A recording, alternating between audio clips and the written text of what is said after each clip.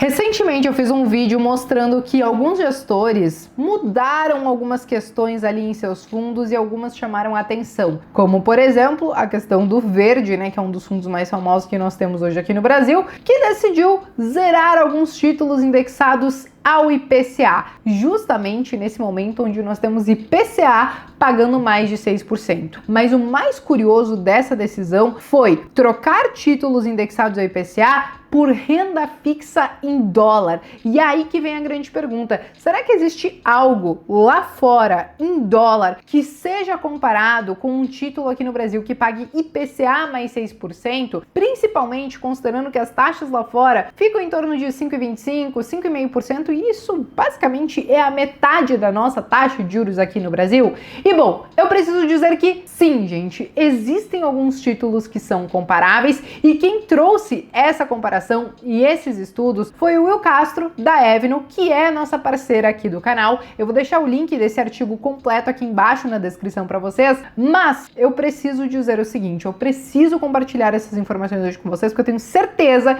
que vai fazer com que vocês reflitam sobre aquela parcela de renda fixa que vocês têm na carteira, ou até mesmo a parcela que vocês decidiram dolarizar. Mas antes de trazer todo esse conteúdo, é claro que eu já faço convite para você deixar o seu like, se inscrever aqui no canal e clicar no sininho, porque tem conteúdo novo toda semana. E me contem se vocês já estão dolarizando parte do patrimônio de vocês e se inclusive vocês têm algum título de renda fixa na carteira de vocês. Mas vamos lá, gente, antes de falar de renda fixa em si, nós precisamos falar da nossa bolsa de valores aqui no Brasil. E por quê? Porque de fato nós estamos vendo um efeito manada de muitos deixando bolsa de valores de lado para investir em títulos de renda fixa. E não é para menos, né, gente? Essa imagem que vocês estão vendo aqui, ela tem circulado muito nas redes sociais nessas últimas semanas, mostrando que o Brasil tem a pior bolsa de valores do mundo dentre as principais bolsas, com uma queda acumulada de um pouco mais de 6%. E isso aqui, gente, eu sei que traz um sentimento de desânimo para boa parte de vocês, principalmente porque também o que nós estamos vendo é que muitas outras bolsas de valores mundo afora estão fluindo, estão subindo, estão simplesmente,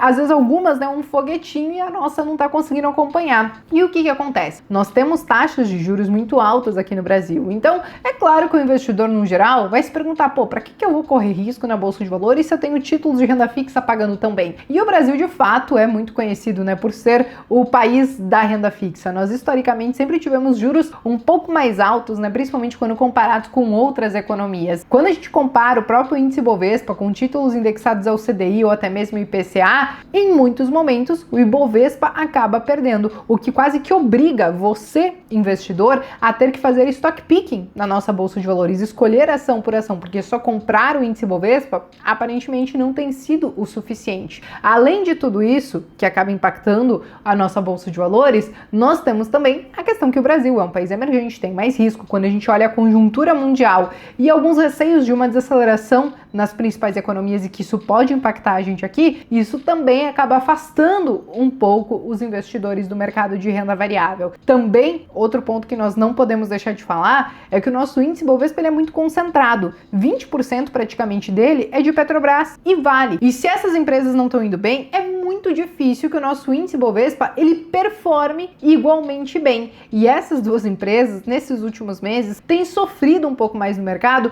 por conta de algumas interferências ou até mesmo tentativas de interferências, e o investidor no geral não gosta disso. Então essas empresas também não ajudaram o Ibovespa a acompanhar o restante das bolsas do mundo, né? Mas aí, como eu falei para vocês, tem esse efeito manada. Muitos acabam deixando então um pouco de bolsa de valores nesse momento de lado e olham para a renda fixa. E não é para menos, como eu falei para vocês, nós temos atualmente alguns títulos aqui no Brasil pagando IPCA mais 6%. Alguns de vocês até me falaram que existem títulos pagando mais do que isso. E só para nós entendermos o quão frequente isso é aqui no Brasil e o porquê então nós somos de fato o país da renda fixa, dê uma olhada nessa imagem que o Will trouxe nesse artigo dele. Aqui nós conseguimos ver que na maior parte do tempo, em mais de 47,8% do tempo, nós temos então as nossas NTNBs, que são os títulos do Tesouro, né, IPCA+, pagando entre 5,5% e 6,5%. 6,5%, e que é justamente o momento que nós estamos vivendo agora. Em alguns outros poucos momentos, nós tivemos taxas maiores do que isso. Como vocês podem ver nesse outro gráfico aqui, nessa outra imagem aqui, nós temos uma taxa de juros relativamente volátil. Então, lá em 2014, nós chegamos a ter taxas maiores do que 7%, quando a gente teve ali uma resposta do mercado ao estouro das metas de expectativas de inflação. Nós tivemos também, na época do impeachment da Dilma, essas taxas superando 7,5%. Depois nós tivemos o Wesley Day, tivemos as eleições de 2018 e 2022, que também trouxeram uma certa volatilidade, e até mesmo na época do Covid, nós tivemos também essa volatilidade. As taxas não chegaram a passar de 5%, mas também porque na época nós tínhamos taxas muito baixas aqui na casa de 2%. Ainda assim, o que nós conseguimos entender desse retrato de renda fixa aqui no Brasil é que nós temos em uma boa fatia do tempo os títulos remunerando relativamente bem, ainda que as nossas taxas sejam muito mais voláteis. A pergunta que fica é, quando a gente olha esse prato cheio aqui no Brasil com essas taxas de juros, será que tem algo que é comparável lá fora nos Estados Unidos? E aí que a comparação que o Will traz nesse artigo é basicamente o seguinte: se aqui nós conseguimos IPCA mais 6%, lá fora o que nós teríamos que conseguir é dólar mais 6%. Então a gente está trocando a variável IPCA pelo dólar, já que IPCA é uma métrica brasileira, que é a nossa métrica de inflação. E aí ele traz um comparativo do próprio dólar com o IPCA. Como vocês podem ver nesta outra imagem aqui, hoje eu tô cheia das imagens, né, gente? Mas nós conseguimos ver que o dólar, ele superou o IPCA. Então, o dólar teve uma rentabilidade de 148%, enquanto o IPCA teve uma rentabilidade de 133% no período. Então, nesse caso aqui, olhando somente essas duas variáveis, nós temos que o dólar superou o IPCA. Quer dizer que eu, se investir, né, tanto em IPCA como dólar, vou ter um retorno positivo garantido? Nem de longe, né, gente? São duas variáveis, já tá no nome, né? Não há garantia de que isso que aconteceu ao longo desses últimos 15 anos, como eu mostrei para vocês, seguirá acontecendo. Mas quando a gente faz um estudo, é justamente olhando para trás, e aí o Will trouxe esse comparativo para entender quem performou melhor. E aí que a gente vem para outra questão, que é a taxa que a gente conseguiria em alguns títulos lá fora. Então, hoje o que nós temos lá fora são taxas de juros, como eu falei para vocês, entre 5,25% e 5,5%. E isso aqui é um momento raro na economia americana. Quando a gente olha desde a década de 80, nós tivemos isso 1, 2, 3, 4 vezes no máximo. A maior parte do tempo, e aí eu trago essa outra imagem aqui, a remuneração, né, dos títulos lá fora, né, dos títulos do Tesouro lá fora, ficou na casa de 2% e 3%. Então, o que nós estamos vivendo agora lá fora é justamente um momento ímpar, porque como vocês podem ver, temos taxas de mais de 4,5% e isso representa apenas 1,5% do tempo com taxas tão elevadas assim. Então, nesse momento, quando a gente olha para alguns títulos lá fora, e aí eu trago essa outra imagem aqui para vocês, nós conseguimos ver que nós temos sim alguns títulos que estão pagando, por exemplo, entre 4,5% e 5,5%, que são alguns títulos muito mais seguros, mas nós também temos alguns títulos, e a gente poderia talvez citar os corporate bonds, que são aqueles bonds, aqueles títulos de renda fixa, aqueles títulos de dívida de empresas privadas, né, ou enfim, de corporações lá nos Estados Unidos, pagando entre 6,5% e 7,5%. É claro que você pode até encontrar mais do que isso, mas aí, geralmente, conforme maior a taxa, maior o risco de tudo isso. A questão é, nós encontramos, inclusive, por exemplo, através do uma avenue que você consegue investir em bonds, ETFs, né, de bonds, fundos e outros títulos de renda fixa lá, mas nós conseguimos, inclusive, encontrar